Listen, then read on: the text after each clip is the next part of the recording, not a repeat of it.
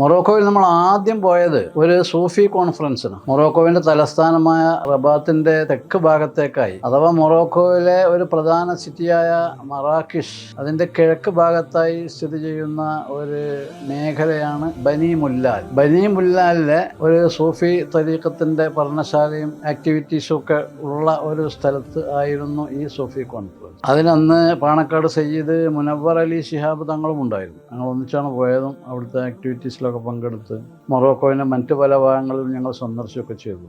അപ്പോൾ മൊറോക്കോയിലേക്കുള്ള ആദ്യ യാത്ര അങ്ങനെയായിരുന്നു എന്നാണ് പറഞ്ഞത്. ലോകത്തിൻ്റെ നാനാഭാഗത്തുമുള്ള വലിയ പണ്ഡിതന്മാരെ ക്ഷണിച്ച് ഒരു റമദാൻ സദസ്സ് സംഘടിപ്പിക്കുന്ന രീതിക്ക് ആരംഭം കുറിച്ചു. അപ്പോൾ ഹസൻ രാജാവിൻ്റെ കാലത്ത് നമുക്ക് പങ്കെടുക്കാൻ കഴിഞ്ഞിട്ടില്ല, അതിൻ്റെ സ്ഥിതിഗതികൾ വിവരിക്കാൻ കഴിയില്ല. അടിസ്ഥാനപരമായി അദ്ദേഹം അത് 63 തുടങ്ങി. ഓരോ റമദാനിലും ലോകത്തിൻ്റെ നാനാഭാഗത്തുള്ള പണ്ഡിതന്മാരെ ഗസ്റ്റുകളായി ക്ഷണിച്ചു കൊണ്ടുപോയി. അദ്ദുറൂസുൽ ഹസനിയ എന്നാണ് എൻ്റെ പേര്. ഹസൻ രാജാവിലേക്ക് ചേർത്തുകൊണ്ടുള്ള ഒരു പേരാണ് അദ്ദുറൂസുൽ ഹസനിയ.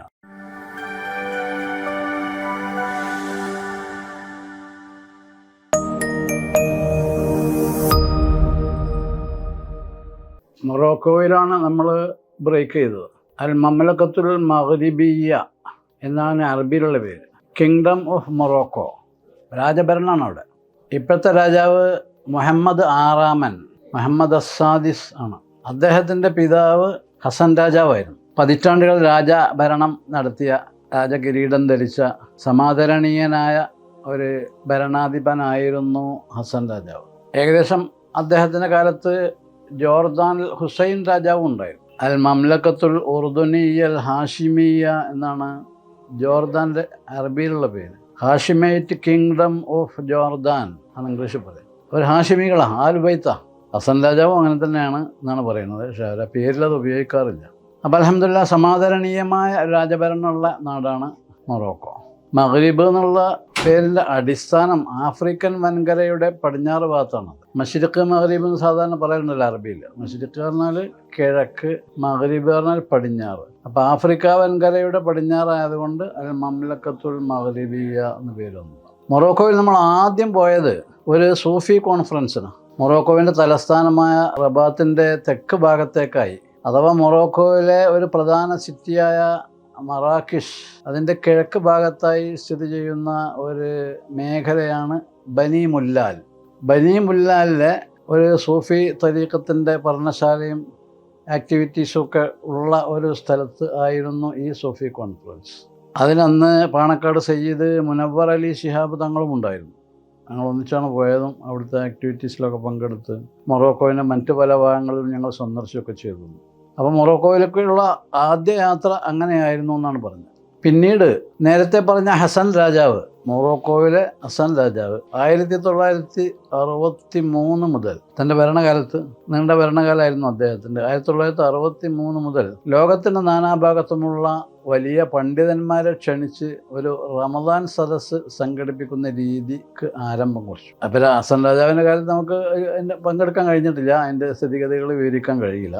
അടിസ്ഥാനപരമായി അദ്ദേഹം അത് 63 തുടങ്ങി. ഓരോ റമദാനിലും ലോകത്തിൻ്റെ നാനാഭാഗത്തുള്ള പണ്ഡിതന്മാരെ ഗസ്റ്റുകളായി ക്ഷണിച്ചു കൊണ്ടുപോയി. അദ്ദുറൂസുൽ ഹസനിയ എന്നാണ് എൻ്റെ പേര്. ഹസൻ രാജാവിലേക്ക് ചേർത്തുകൊണ്ടുള്ള ഒരു പേരാണ് അദ്ദുറൂസുൽ ഹസനിയ. ഇതിൽ ഉദ്ഘാടന ചടങ്ങ് രാജാവിൻ്റെ ഒരു പാലസിലായിരിക്കും. അതിൽ അദ്ദേഹം ആദ്യന്തം പങ്കെടുക്കും. പിന്നെ ഇടയ്ക്കുള്ള ഒരു ക്ലാസ്സിലും പങ്കെടുക്കും. റമദാൻ 10, 12, 14, 15 രാജാവിൻ്റെ സൗകര്യം അനുസരിച്ച്. പാലസും അന്ന് തീരുമാനിക്കുക. പാലസ് റബാത്തിലുണ്ട്, പിന്നെ കാസാബ്ലാങ്കയിലുണ്ട്, വേറെ സ്ഥലങ്ങളിലൊക്കെ ഉണ്ട്. പിന്നെ അതിൻ്റെ സമാപന ചടങ്ങുണ്ടായാൽ മസ്ജിദ് ഹസൻ അസാനി എന്ന് പറഞ്ഞ വലിയ പള്ളിയുണ്ട്, പെരുമ്പള്ളി, വലിയ പള്ളിയാണ്, കടൽ തീരത്താണ്. മസ്ജിദുൽ ഹസൻ അസാനി എന്നാണ് അതിൻ്റെ പേര്. ആ പള്ളിയിൽ വെച്ച് 27-ാം രാവിൻ്റെ തറാവീഹ് നിസ്കാരത്തോടനുബന്ധിച്ചാണ് ഇതിൻ്റെ സമാപനം ഉണ്ടാവുക, ദുറൂസ് ഹസനിയുടെ. അതിലും രാജാവ് പങ്കെടുക്കും തറാവീഹ് നിസ്കരിക്കാൻ. അത് കഴിഞ്ഞിട്ട് ഒരു വൈജ്ഞാനിക സദസ്സുണ്ടാവും, ദുആ ഉണ്ടാവും. അതോടുകൂടിയാണ് അത് സമാപിക്കുക. അപ്പോൾ ഈ 3 ചടങ്ങിൽ രാജാവ് പങ്കെടുക്കും, ഈ ഗസ്റ്റുകളും പങ്കെടുക്കും. നമ്മൾ നേരത്തെ പറഞ്ഞ ഗസ്റ്റുകൾ ലോകത്തിൻ്റെ നാനാഭാഗത്തും ക്ഷണിക്കപ്പെട്ട, വിളിക്കപ്പെട്ട, അവർക്ക് ഏറെക്കുറെ 1, 2, 3 ഹോട്ടലിലായിട്ടാണ് അവർ താമസം ഉണ്ടാകുക, അടുത്തടുത്തുള്ള സ്ഥലങ്ങളിൽ. അപ്പോൾ ഈ 3 ചടങ്ങിൽ ഇവർ പങ്കെടുക്കും. അതിന് പുറമെ അവരുടെ ഡ്യൂട്ടി രാജ്യത്തെ വിവിധ മസ്ജിദുകളിൽ വ്യത്യസ്ത സമയങ്ങളിൽ പോയി അറബിയിൽ വഅദ് പറയാന്നുള്ളതാണ്, അറബി പ്രഭാഷണങ്ങൾ നിർവഹിക്കുക. അതിനുള്ള എല്ലാ സൗകര്യവും അവർ ചെയ്തു കൊടുക്കും. വണ്ടി ഉണ്ടാവും, ഇയാൾക്ക് വഅദിന് പോകാനുള്ള അയാൾക്ക് ആവശ്യമായ ഗൈഡൻസ് മാർഗദർശനങ്ങൾക്കൊക്കെ ഒരാളുണ്ടാവും, ഒരു മുസായിദ്. അവിടെ നിശ്ചിത സമയത്ത് അവിടെ എത്തുക, പ്രഭാഷണം കഴിഞ്ഞാൽ തിരിച്ചു പോരാ. ഇനി അവിടെ തങ്ങണമെങ്കിൽ കുഴപ്പമില്ല, അത് അരമണിക്കൂറോ 1 മണിക്കൂറോ 2 മണിക്കൂറോ അവിടെ ആളുകൾക്ക് സംസാരിക്കാനും പരിചയപ്പെടാനും കുഴപ്പമൊന്നുമില്ല. അങ്ങനെ വിവിധ സ്ഥലങ്ങളിൽ ഈ പള്ളികളുടെ ലിസ്റ്റ് നിശ്ചയിച്ച പരിപാടിയൊക്കെ ഈ ഗസ്റ്റുകൾക്ക് കൊടുക്കും. അപ്പോൾ അവർ ആ ചാർട്ടും അവർക്ക് കൊടുക്കും. സെയ്ദിന് ഇന്ന പള്ളികളൊക്കെയാണുള്ളത്, ഇന്ന ദിവസമാണ്, ഇന്ന സമയമാണ്, ദോറോ അസറോ ഇഷാവോ, ഇഷാറിന് തറാവീഹ്. അപ്പോൾ അത് റിസപ്ഷനിൽ അന്വേഷിച്ചാൽ അതിൻ്റെ എല്ലാ വിശദ വിവരങ്ങളും കിട്ടുകയും ചെയ്യും. മാത്രമല്ല റിസപ്ഷൻ അല്ലാതെ തന്നെ ഒരു പ്രത്യേക റിസപ്ഷൻ, ഒരു സ്വാഗത സംഘം സംവിധാനം അവിടെ ഉണ്ടാവും ഹോട്ടലിൽ.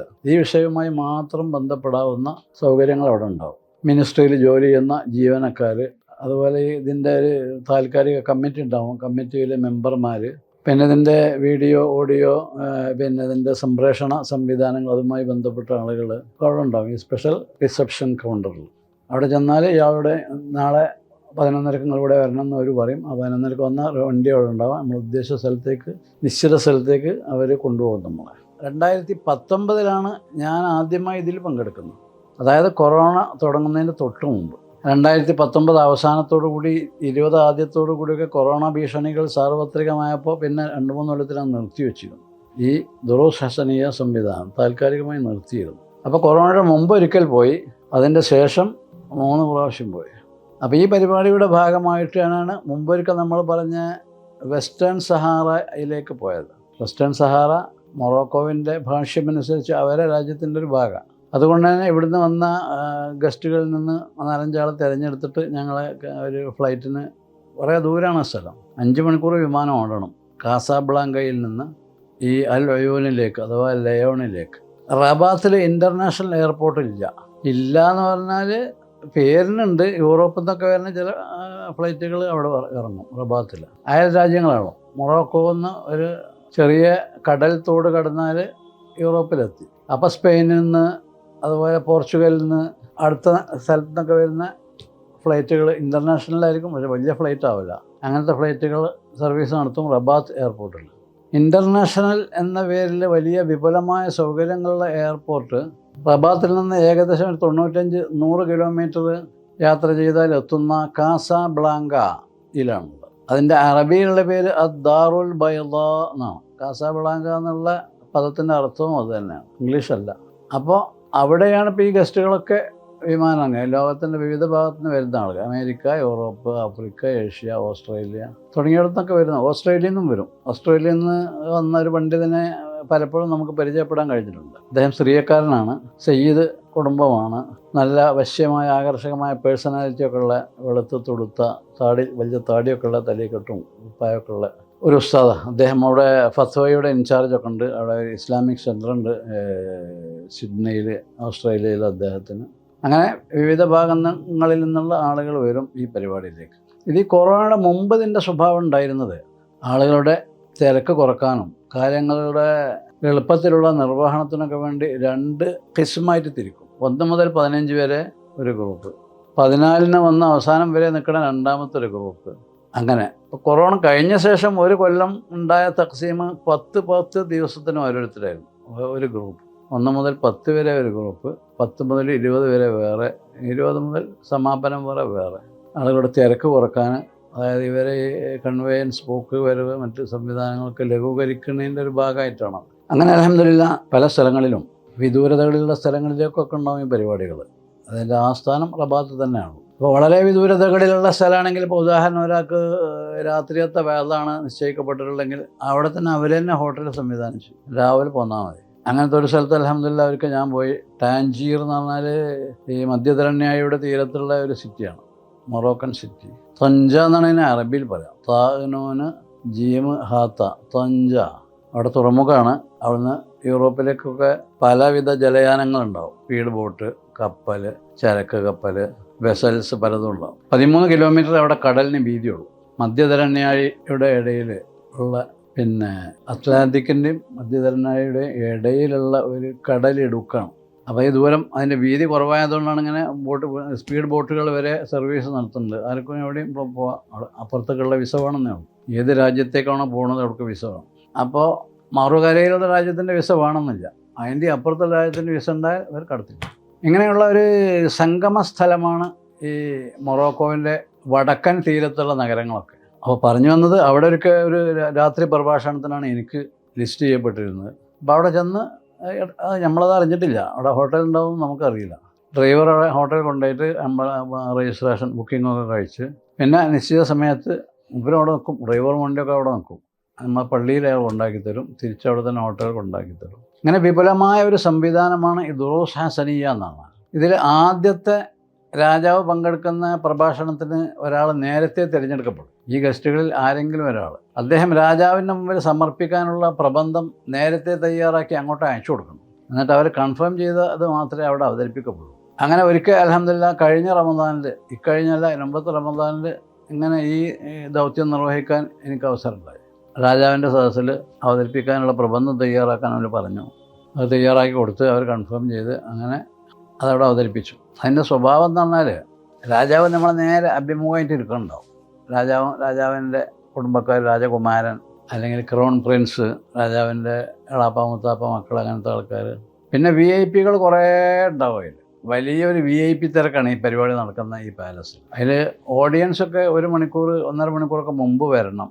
അതായത് രാജാവ് എഴുന്നള്ളുമ്പോഴേക്ക്, രാജാവ് വരുമ്പോഴേക്ക് ആളുകളൊക്കെ സീറ്റഡായി കഴിയണം. VIP അവരെ കസേരയിൽ പേര് എഴുതി വെച്ചിട്ടുണ്ടാവും, അവരതിലാണ് ഇരിക്കുന്നത്. രാജാവിന് മുമ്പിൽ ഈ ദൗത്യം നിർവഹിക്കുന്ന ആൾ ഒരു ഉയർന്ന പീഠത്തിലായിരിക്കുക. നമ്മുടെ പള്ളികളിലൊക്കെ ചെറിയ തോതിലുള്ള ഒരു മിമ്പർ പോലെ മനസ്സിലാക്കിയാൽ മതി. 2-3 പടവ് കയറിയിട്ട് അവിടെ ഇരിക്കല, ഇരുന്നാൽ രാജാവിൻ്റെ അഭിമുഖം. അങ്ങനെ നമ്മൾ നേരത്തെ തയ്യാറാക്കിയ ഈ പ്രബന്ധം അവിടെ വായിക്കുക. അത് അവസാനിക്കുന്നതോടുകൂടി പിന്നെ രാജാവിൻ്റെ ഒരു ഖാത്തിമ ഉണ്ടാവും, ഒരു ദ്വാ, ചെറിയ 2-4 ജുംലുള്ള ഒരു ദ്വാ. അതോടുകൂടി ആ ചടങ്ങ് സമാപിക്കും. അതിൻ്റെ ഭാഗമായി രാജാവിനെ ഹസ്തദാനം ചെയ്യാൻ ഒരു 5, 8, 10 വ്യക്തികൾക്ക് നേരത്തെ അവസരം നൽകപ്പെട്ടിട്ടുണ്ട്. അത് അവരെ നേരത്തെ അറിയിക്കും. ഔഖാഫ് മിനിസ്റ്ററുടെ കയ്യിൽ ഇതിൻ്റെ ലിസ്റ്റും ഉണ്ടാവും. അദ്ദേഹം അങ്ങനെ വായിക്കും. സെയ്ദ്, അമ്ർ, ബക്കർ, ഖാലിദ്. അങ്ങനെ സെയ്ദ് വന്നാൽ രാജാവിന് മന്ത്രി പരിചയപ്പെടുത്തും. ഉസ്താദ് ദുക്തൂർ അഹമ്മദ് തൗഫീഖ് എന്നാണ് ഇപ്പോഴത്തെ ഔഖാഫ് മിനിസ്റ്ററുടെ പേര്. അദ്ദേഹം ലിസ്റ്റ് ചെയ്ത് അവിടെ നിൽക്കുന്നുണ്ടാവും രാജാവിൻ്റെ തൊട്ടടുത്ത്. അങ്ങനെ ഈ ആൾ രാജാവിനെ മുസാഫഹത്ത് ചെയ്യുമ്പോൾ അദ്ദേഹം പറഞ്ഞു കൊടുക്കും, ഇത് ഇതാണ്, കേരളത്തിൽ നിന്ന് വന്നതാണ് എന്നുള്ളൊരു ലഘു പരിചയം. അങ്ങനെ രാജാവിനെ മുസാഫഹ ചെയ്യുക, അദ്ദേഹം മാറി നിൽക്കുക. രണ്ടാമത്തെ ആൾ വരും, ആ മുസാഫഹത്ത് ചെയ്ത ആൾ മാറിക്കും. എന്തെങ്കിലും 1, 2, 3 വാക്കുകൾ, ചെറിയ വാചകങ്ങളൊക്കെ രാജാവിനോട് പറയാവുന്നതാണ്. രാജാവിന് പിന്നെ ആശംസകൾ, ദീർഘായുസ് പിന്നെ ആശംസിക്കുക, അഭിനന്ദിക്കുക, അതെന്തെങ്കിലുമൊക്കെ ദ്വായൊക്കെ പലരും പറയും. അപ്പം അങ്ങനെ ഒരു ചടങ്ങ് ഈ സിറ്റിങ്ങിൻ്റെ അവസാനമായിട്ടുണ്ടാവും. അത് കഴിഞ്ഞാൽ പിന്നെ എല്ലാവരും പിരിഞ്ഞു പോവുക പാലസെന്ന്. പാലസിൻ്റെ ഉള്ളിലായതുകൊണ്ട് സേഫായിരിക്കും. പക്ഷേ ഈ ചടങ്ങ് തുടങ്ങുന്നതിന് മുമ്പുള്ള ഈ രജിസ്ട്രേഷനും ആളുകൾ വന്ന് വണ്ടികൾ പാർക്ക് ചെയ്യാനും അതിൻ്റെ പിന്നെ നടപടിക്രമങ്ങളൊക്കെ, അതിന് പ്രത്യേക ഒരു കാർഡ് കൊടുക്കും. ആ കാർഡുള്ളവർക്കാണ് കടക്കാൻ പറ്റുള്ളൂ, നേരത്തെ വിതരണം ചെയ്തിട്ടുള്ള. അപ്പം അങ്ങനെയുള്ള ഒരു പരിപാടിയാണ് ഈ ദുറൂസുൽ ഹസനിയയുടെ ഉദ്ഘാടന പരിപാടി എന്നാണ്. അതിൽ പ്രഭാഷണം നിർവഹിക്കുന്ന ആൾ, അഥവാ ഈ മഖാല വായിക്കുന്ന ആൾ നേരത്തെ അതിന് റെഡിയായി, അതിനെ നേരത്തെ സൂചിപ്പിച്ചതുപോലെ അദ്ദേഹത്തെ തിരഞ്ഞെടുക്കപ്പെട്ടിട്ടുണ്ടാവും. മൂപ്പരവിടെ പീഠത്തിൽ കൊണ്ടുപോയി ഇരുത്തപ്പെടും. അതിനൊക്കെ ഔഖാഫിൻ്റെ ഉദ്യോഗസ്ഥന്മാരും വളണ്ടിയർമാരും തുടങ്ങിയ ആൾക്കാരൊക്കെ ഉണ്ടാവും. അപ്പോൾ അതാണ് ദുറൂസ് ഹസനിയ, ദുറൂസുൽ ഹസനിയ. അതിൽ രാജാവിൻ്റെ മുമ്പിൽ സമർപ്പിക്കപ്പെട്ട പ്രബന്ധം, അതുപോലെ തിരഞ്ഞെടുക്കപ്പെട്ട ഏതാനും പ്രബന്ധങ്ങൾ അച്ചടിച്ച് പ്രസിദ്ധീകരിക്കും ഓരോ കൊല്ലത്തും. ദുറൂസുൽ ഹസനിയ എന്ന പേരിൽ തന്നെയാണ് അത് ചെയ്യാറുള്ളത്. അങ്ങനെ അവസാനത്തെ രീതി 10 ദിവസത്തിന് ഓരോ ഗ്രൂപ്പ് വന്നാണ്. അതിൻ്റെ തൊട്ടുമുമ്പ് 15 ദിവസത്തിന്. അപ്പോൾ റമദാൻ്റെ പകുതി ഒരു ഗ്രൂപ്പ് ഉണ്ടാവും, അടുത്ത പകുതി വേറൊരു ഗ്രൂപ്പ് ഉണ്ടാവും. അവരവരുടെ പരിപാടികൾ കഴിഞ്ഞാൽ അവർക്കുള്ള യാത്ര schedule, registration, booking, flight booking തുടങ്ങിയ കാര്യങ്ങളൊക്കെ ഈ പറഞ്ഞ നേരത്തെ സൂചിപ്പിച്ച ഈ സ്പെഷ്യൽ പിന്നെ റിസപ്ഷൻ കൗണ്ടർ, അതിനുള്ള ഏർപ്പാടുകളൊക്കെ ചെയ്യും. അവസാനം അയാൾ എയർപോർട്ടിൽ പോകുമ്പോൾ അയാളോട് നേരത്തെ പറയും, അന്ന് രാവിലെ അല്ലെങ്കിൽ തലേന്ന് വൈകുന്നേരമോ നാളെ എത്ര മണിക്കൂടെ വരണം. അർദ്ധരാത്രി പോകണമല്ലോ, സുബൈൻ്റെ മുമ്പ് പോകണമല്ലൊക്കെ ഉണ്ട്. ഏതാണെങ്കിലും കൃത്യസമയത്ത് പരിപാടികളൊക്കെ നടക്കും. വളരെ പങ്ക്ച്വലായിട്ട് വ്യവസ്ഥാപിതമായി ആസൂത്രിതമായി നടക്കുന്നൊരു സംവിധാനമാണ്. വിദേശത്ത് നിന്ന് വരുന്ന അതിഥികളായതുകൊണ്ട് അവർക്ക് വലിയ ആദരമാണ് ഡിപ്പാർട്ട്മെൻറ്റ് നൽകുക. കാരണം അവർ അത്ര ദൂരത്ത് നിന്ന് വന്നിട്ട് ബുദ്ധിമുട്ടാനും പ്രയാസപ്പെടാനൊന്നും പാടില്ല എന്നുള്ള, അവരാ ഹോട്ടൽ ഭക്ഷണമൊക്കെ അവരാ താമസിക്കുന്ന ഹോട്ടലിൽ തന്നെ ആയിരിക്കും. ഇഫ്താർ കഴിഞ്ഞിട്ട് പിന്നെ തറാവീ കഴിഞ്ഞിട്ട് വേണമെങ്കിൽ ലഘുഭക്ഷണം ആവശ്യമുള്ളവർക്ക് അത് കിട്ടും. പിന്നെ സുബൈന് മുമ്പ് അത് പിന്നെ സഹൂർ, അത്താഴം, അതവിടെ പോയി അവനാൻ്റെ ഇഷ്ടമനുസരിച്ചുള്ള ഭക്ഷണം, ഇൻ്റർനാഷണൽ മെനു ആയിരിക്കും. അവിടെ അവനാൻ ആവശ്യമുള്ളതൊക്കെ എടുത്ത് തന്ന, ഇങ്ങനെയൊക്കെയുള്ള വളരെ വിപുലമായ ഒരു സംവിധാനമാണ്. റമദാനെ ആദരിച്ചുകൊണ്ടും ഇൽമിനെ ആദരിച്ചുകൊണ്ടും ലോകത്തിൻ്റെ നാനാഭാഗത്തുമുള്ള പണ്ഡിതന്മാർക്ക് അവരർഹിക്കുന്ന ആദരം നൽകിക്കൊണ്ടുമുള്ള ഒരു വലിയ പദ്ധതിയാണ് അദ്ദുറൂസുൽ ഹസനിയ.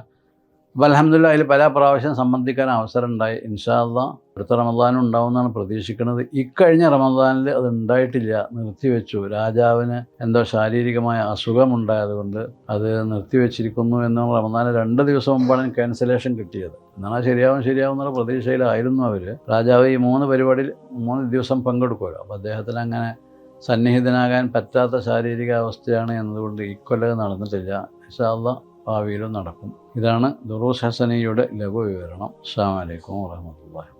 റഷ്യൻ ഇസ്ലാമിക് യൂണിവേഴ്സിറ്റിയുടെ ഏകദേശം അടുത്ത് തന്നെ അങ്ങനെ ഒരു പള്ളി ഉണ്ടായിരുന്നു. കറണ്ട് ഓഫീസായിട്ടാണ് പരിവർത്തിപ്പിക്കപ്പെട്ടിരുന്നത്. പ്രവർത്തനങ്ങൾ നടന്നുകൊണ്ടിരുന്നത് അങ്ങനെയാണ്, നമ്മളെ ഭാഷയിൽ KSCB. പക്ഷേ ആദ്യം ഈ 5-8 കൊല്ലം മുമ്പ് നമ്മൾ ചെന്ന തന്നെ അതിൻ്റെ പുനരുദ്ധാരണത്തിനുള്ള ശ്രമങ്ങൾ നടന്നു വരുന്നതായി അവർ പറഞ്ഞിരുന്നു. കാരണം ഈ സ്ഥാപനവുമായി ബന്ധപ്പെട്ട ചില ആളുകൾ അതുമായിട്ട് അടുത്ത ബന്ധമുള്ള ആളുകളായിരുന്നു. ചുരുക്കി പറഞ്ഞാൽ 2 കൊല്ലം മുമ്പ് പോയപ്പോൾ ഇത് മസ്ജിദായി പരിവർത്തിതമായി, പള്ളിയായി പുനഃസ്ഥാപിതമായി, അവിടെ നിസ്കാരം ഉദ്ഘാടനം ചെയ്തു. അതിൽ പങ്കെടുക്കാൻ നമുക്ക് അവസരം ഉണ്ടായി. അൽഹംദുലില്ലാഹ്. പരിപാടിയുടെ പ്രമുഖ കാർമ്മികൻ നേരത്തെ പറഞ്ഞ ഗ്രാൻഡ് മുഫ്തിയെ തന്നെയായിരുന്നു, ത്വൽഅത്ത് സഫ താജുദ്ദീൻ. അതീവ ശൈത്യമുള്ള സ്ഥലമുണ്ട് വടക്ക് കിഴക്ക് ഭാഗത്ത്. കുറ്റവാളികളൊക്കെ ചിലപ്പോൾ അങ്ങോട്ട് നാട് കിടത്തും. അവിടെ പോയാൽ രക്തമുറഞ്ഞ് മരിക്കും പല ആൾക്കാരും. രക്തസഞ്ചാരം ഉണ്ടാവില്ല. തണുപ്പ് കൂടുമ്പോൾ മനുഷ്യ ശരീരത്തിൽ രക്തസഞ്ചാരം ക്ഷയിച്ചു അങ്ങനെ വടക്കേ ഇന്ത്യയിലൊക്കെ തണുപ്പിൽ ആൾക്കാർ മരിക്കുക എന്നാണ്. നമ്മൾ ലക്നൌവിൽ പഠിക്കുമ്പോൾ അവിടുത്തെ ക്യാൻറ്റീൻ മാനേജർ തണുപ്പുകൊണ്ട് മരിച്ചു. ഇഷ്തിയാഖ് എന്ന മറ്റായിരുന്നു അവൻ്റെ പേര്. അപ്പോൾ എങ്ങനെ ഈ തണുപ്പത്ത് മരിക്കാൻ നമുക്ക് അന്ന് അറിയില്ല.